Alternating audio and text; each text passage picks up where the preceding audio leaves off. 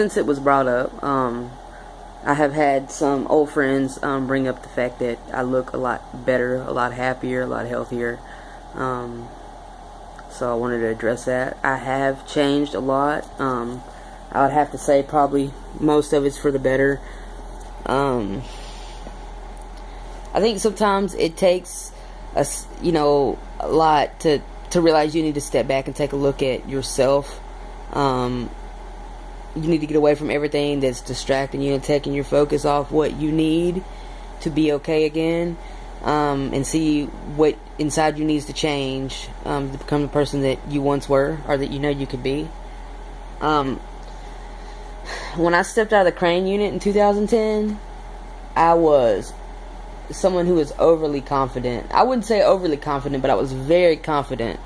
Not just in me, like as in my swag, knowing I'm sexy and knowing I'm a good looking person and shit like that, but like just in life in general, I was very confident, for one, and knowing that I had the skills to walk out of there and never have to use drugs again to cope with life.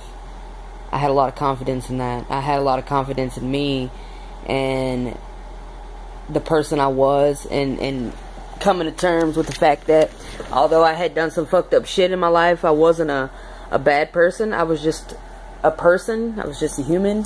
And I'd forgiven myself mostly, and realized, that I am a good person. I'm a good-hearted person, and I deserve the happiness that anyone deserves.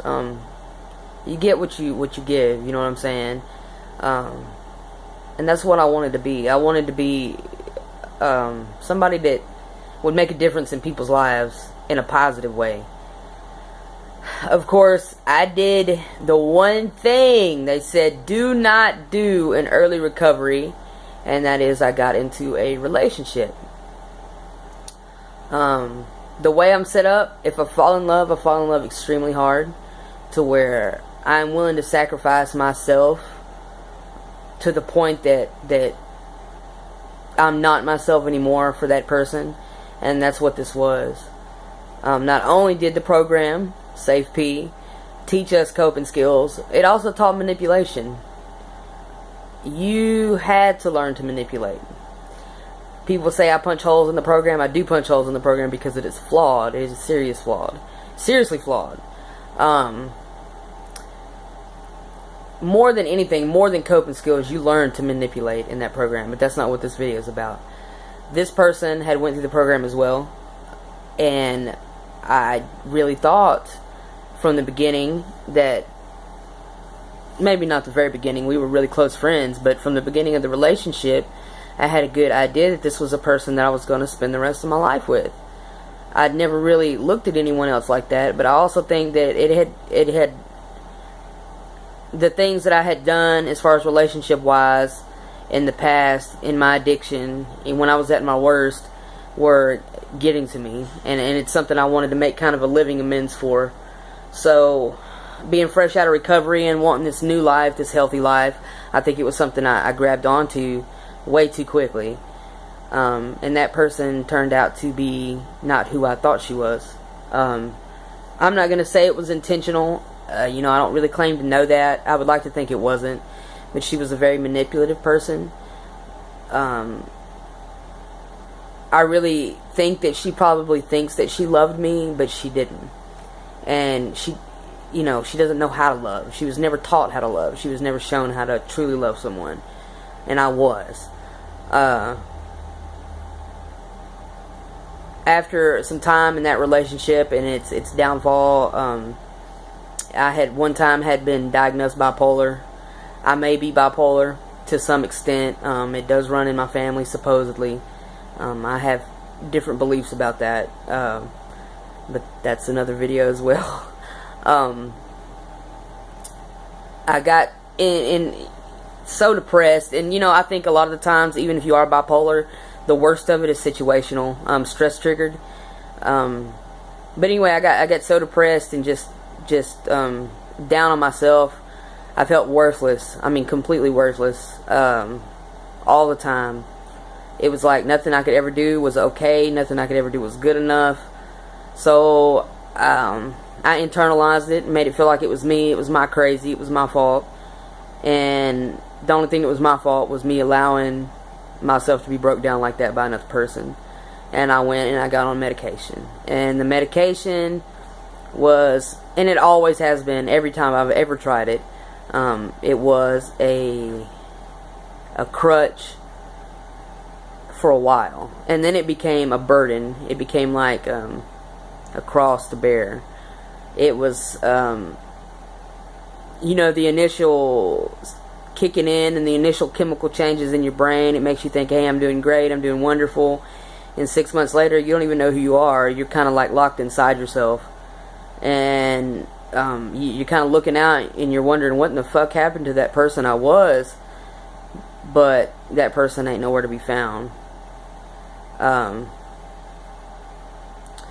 guess it was probably 4 or 5 months ago I decided to stop taking medication.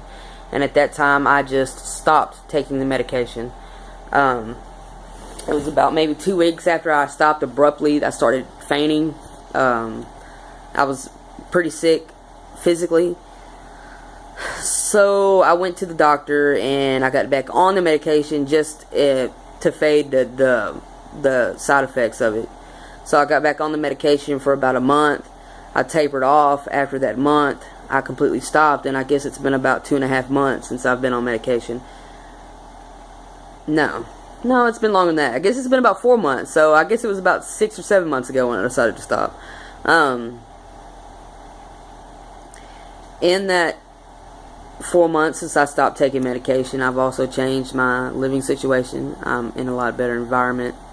Not saying as far as the people I was with. The people I was with before love me. They're like family to me, but it was still a bad environment. Simply because Huntsville, Texas is bad for me.